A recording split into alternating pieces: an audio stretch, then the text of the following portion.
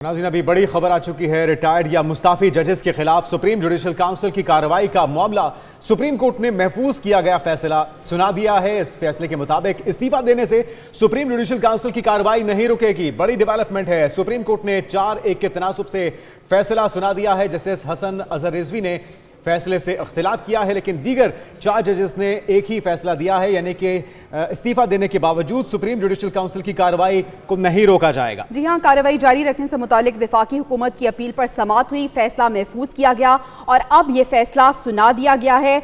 इस्तीफा देने से सुप्रीम जुडिशल काउंसिल की कार्रवाई नहीं रोकेगी। एक बड़ी और अहम डेवलपमेंट सामने आया है। शबिया नकवी हमारे साथ मौजूद हैं, उनसे हम तफसीलात जान लेते हैं। शबिया, बताइएगा समाअत का अहवाल और फिर इस फैसले से मुतालिक महफूज फैसला अब सुना दिया गया है। जी बिल्कुल, आज जब समाअत हुई तो उसके इख्तिताम पर आधे घंटे का टाइम लिया गया और कहा गया अदालत की जानिब से कि आधे घंटे के बाद जो है फैसला सुनाया जाएगा। और फैसला जब से थोड़ी देर पहले जो सुनाया गया है उस फैसले में कहा गया कि रिटायर्ड मुस्ताफी जजेस के खिलाफ सुप्रीम जुडिशल काउंसिल की कार्रवाई जारी रखने या ना रखने का जो फैसला है उस हिसाब से इस्तीफा देने से सुप्रीम जुडिशल काउंसिल की कार्रवाई नहीं रुकेगी और जब सुप्रीम जुडिशल काउंसिल कार्रवाई शुरू कर दे तो इस्तीफा या रिटायरमेंट पे कार्रवाई खत्म नहीं हो सकती है। ये बड़ा फैसला सुनाया है सुप्रीम कोर्ट ने। उसके साथ ये फैसला था 4-1 के तनासुब से ये फैसला सुनाया गया। जस्टिस हसन अजहर रिजवी है जो उन्होंने इस फैसले से इख्तिलाफ किया है, जबकि 4 जो दीगर जजेस हैं उन्होंने इस फैसले एक जो अक्सरियत है उससे राजी से ये फैसला जारी किया गया और इसमें ये कहा गया कि अब चाहे जज इस्तीफा दे दे लेकिन जो सुप्रीम जुडिशल काउंसिल की कार्रवाई है उसको नहीं रोका जाएगा।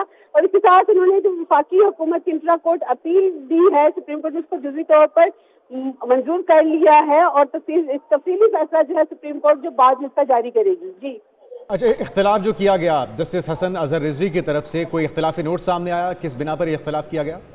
जी बिल्कुल, जब 5 रुकनी बेंच में इसका फैसला ये पूरी समाअत सुनी उसके बाद फैसला सुनाया गया तो अभी जो निचली तौर पर ये बताया गया है कि एक जज जो है जस्टिस हसन अजहर रिजवी उन्होंने खिलाफ किया, जबकि 4 जजेस ने जो इस फैसले के हक में हैं उन्होंने ये फैसला दिया है। तो लेकिन जब सुप्रीम कोर्ट का तफसीली फैसला आएगा तो उसमें ये बताया जाएगा कि जस्टिस हसन अजहर रिजवी के क्या खिलाफात थे या उनका खिलाफी नोट जो है वो भी इम्कान है कि वो भी उसके साथ अटैच होगा और जो तफसीली फैसला जब सामने आएगा तो ही जो मजीद मालूमात हैं वो सामने आएंगी। जी अच्छा शबिया, ये भी बताइएगा कि जिस तरह से आप बता रही हैं तफसीली फैसले के बाद ही डिटेल सामने आएंगी। एक तो ये कि तफसीली फैसला कब जारी होगा और इससे पहले हमने देखा है अगर हम नाम नहीं भी लेते तो विनो के इस तरह से होता है कि जजेस के खिलाफ कोई भी कार्रवाई होती है और इस्तीफे दे दिए जाते हैं, और तो कौन कौन अब इससे मुतासर हो सकता है?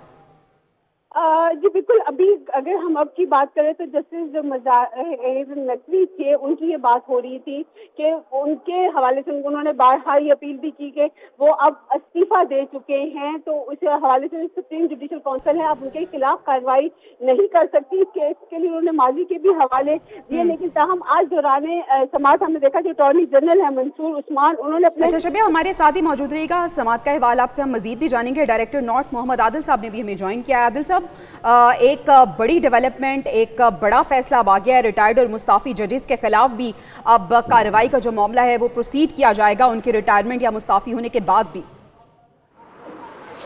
जी बिल्कुल, इससे पहले माजी में हमने देखा है कि जब जुडिशल कमीशन जो है वो जजेस के खिलाफ किसी हतमी कार्रवाई पे पहुंचती थी तो वो जजेस मुस्ताफ़ी हो जाते थे तो कमीशन जो है वो कार्रवाई रोक देती थी।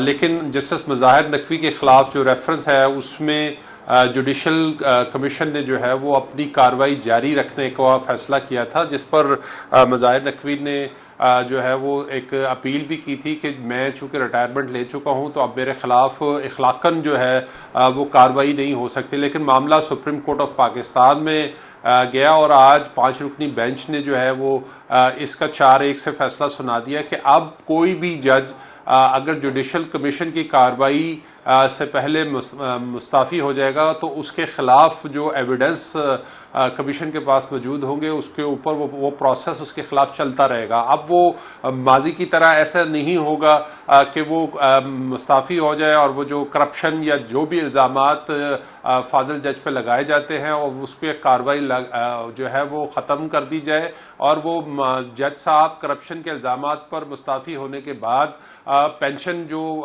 सैलरी के बराबर होती है वो आप तमाम मराद भी लेते रहें और आपको क्या लग रहा इल्जामात से भी है आदिल साहब, बरी-उज़्ज़िम्मा हो इस जाए। फैसले के बाद कौन कौन से रिटायर्ड जजेस हैं जो इस फैसले की जद में आने जा रहे हैं?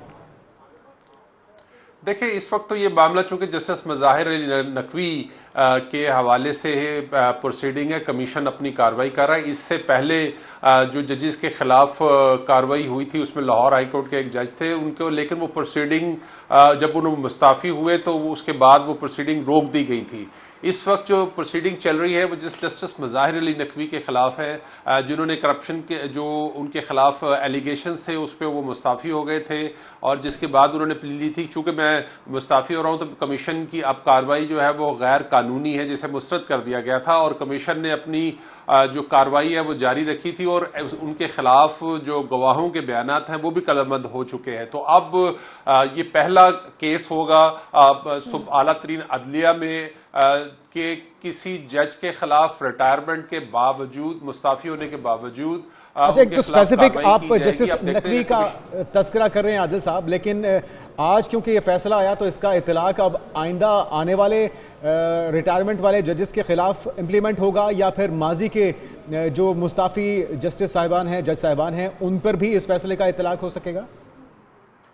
देखिए, ये तो ये तफसीली फैसले में पता चलेगा कि फैसले में सिर्फ इस फैसले से यानी कि इसके बाद से इस पे इम्प्लीमेंटेशन होगा, ये माजी के उस पे भी सुप्रीम कोर्ट ऑफ पाकिस्तान की कोई इसमें कोई फैसला देती है कि माजी में जुडिशल कमीशन ने जिनके खिलाफ अपनी कार्रवाई रोक दी थी उनके खिलाफ भी हो सकता है। ये सारा कुछ जो है वो तफसीली फैसले में जो है वो सामने आएगा। अभी तो सिर्फ इतनी डायरेक्शन आई है। लेकिन मोहम्मद आदिल साहब, अगर हम देखें सुप्रीम कोर्ट की जानिब से एक बड़ा फैसला आया है, आप अगर स्पेसिफिकली इस फैसले को देखें तो क्या आपको लगता है कि वाकई ये फैसला बहुत अच्छा फैसला है और ये पहले भी हो जाना चाहिए? क्योंकि ये तो कोई रूल नहीं है कि अगर कोई कार्रवाई चल रही है, कोई केस चल रहा है तो कोई भी जज है वो मुस्ताफ़ी हो जाए।